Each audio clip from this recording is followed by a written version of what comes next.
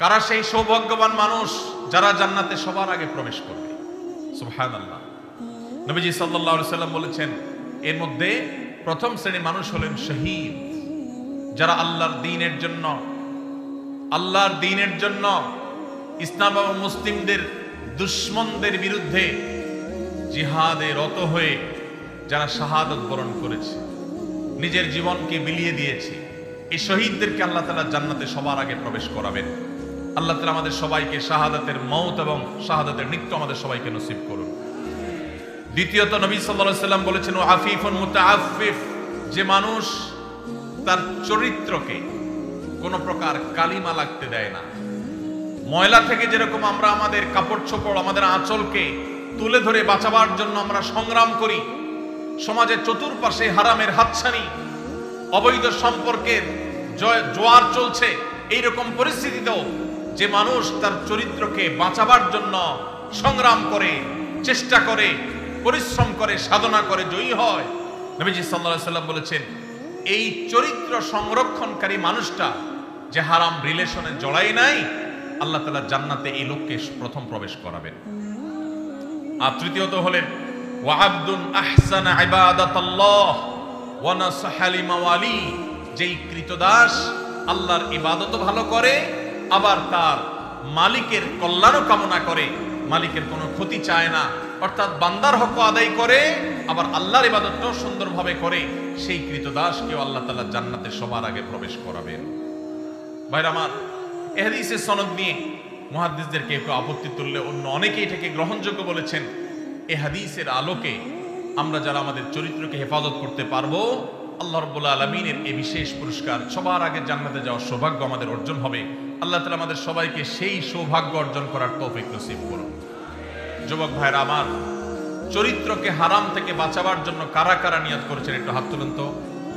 আল্লাহ আমাদের যুবক ভাইদের চরিত্রকে হেফাজত করার তৌফিক নসিব করুন।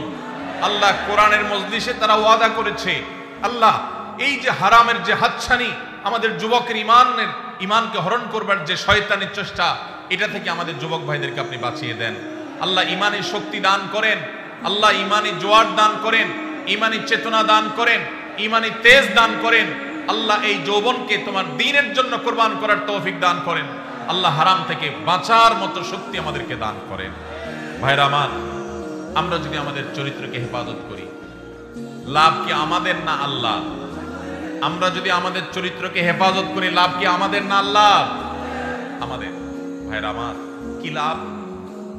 লাভ হলো আল্লাহ সুবহানাহু ওয়া তাআলা যারা নিজেদেরকে হারামের পথ থেকে বাঁচিয়ে রাখে, তাদের জীবনে যখন বৈবাহিক সম্পর্কের মধ্য দিয়ে একজন বৈধ হালাল সঙ্গী জীবনে আসে, সে যুবক, সে যুবতীদেরকে আল্লাহ রাব্বুল আলামিন সচরাচর দাম্পত্য জীবনে সুখ, প্রকৃত অর্থে তৃপ্তি, সত্যিকারের যে ভালোবাসা, সেই ভালোবাসা আল্লাহ তাআলা নসিব করেন তাদের জন্য যারা তাদের যৌবনকে হারামের কালিমায় জড়াতে দেয় না।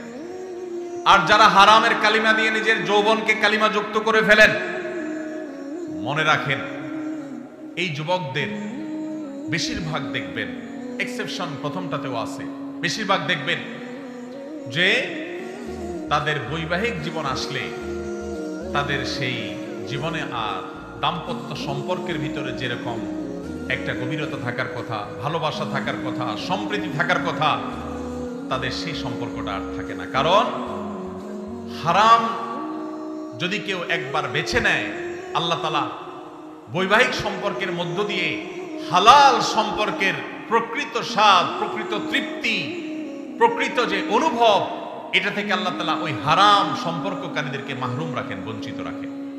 এই জন্য ভাইরা, দুইটা অপশনই আপনার সামনে আছে। মনে রাখবেন, শয়তান খুব ভালো করে জানে, আল্লাহ কোরআনে বারবার বলেছে শয়তান আমাদের প্রকাশ্য শত্রু। শয়তানকে আমরা দেখি না, অথচ আল্লাহ প্রকাশ্য শত্রু বলেছেন। কারণ শয়তানকে না দেখলে কি হবে? তার সব ক্রিয়াকর্ম প্রকাশিত। শয়তানের কাজগুলো দেখা যায় কি যায় না? এই শয়তান আমাদের যুবকদেরকে তাদের ঈমানের তেজ নষ্ট করে দিতে চায়, তাদের ঈমানি তেজকে ভোঁতা করে দিতে চায়। এই জন্য তাদেরকে হারাম সম্পর্কে আনতে চায়। এই জন্য ভাইরা, আমাদের চরিত্রগুলোকে আমরা হেফাজত করার সংগ্রামে জয়ী হওয়ার চেষ্টা করব তো ইনশাআল্লাহ। ভাইরা আমার, ভ্যালেন্টাইন্স ডে এই সম্পর্কে আপনি গুগল করেন, আপনি এনসাইক্লোপিডিয়া ব্রিটানিকা সহ বিভিন্ন বিশ্বকোষগুলো খোলেন, আপনি দেখবেন যে এটা মূলত এসেছে খ্রিস্টানদের একজন ধর্মযাজক, যার নাম ছিল কি? ভ্যালেন্টাইন। এই ভ্যালেন্টাইন, যে সেন্ট ভ্যালেন্টাইন, সাধু ভ্যালেন্টাইন, খ্রিস্টানদের ধর্মযাজক, তাকে ঘিরে এই দিবসটা গড়ে উঠেছে। এটা একটা সময় খ্রিস্টানদের কাছে তাদের একটা পূজনীয় দিবস ছিল। বহুকাল পর পৃথিবীর বহু দেশে এই দিবস উদযাপন নিষিদ্ধ হয়েছে।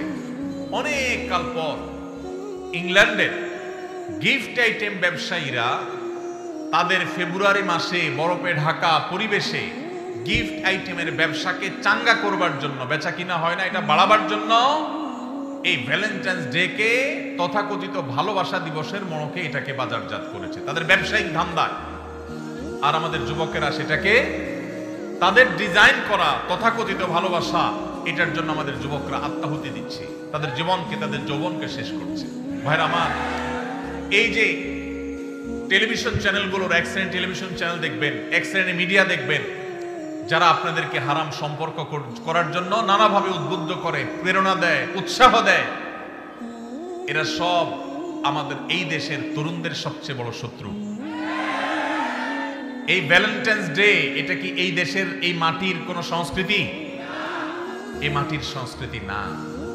পশ্চিম থেকে আমদানি করা এই সংস্কৃতিকে আমাদের দেশে যারা চাপিয়ে দিচ্ছে, তাদের বিরুদ্ধে আমাদের প্রত্যেকটা মানুষকে সজাগ, সতর্ক থাকতে হবে, সংগ্রাম চালাতে হবে।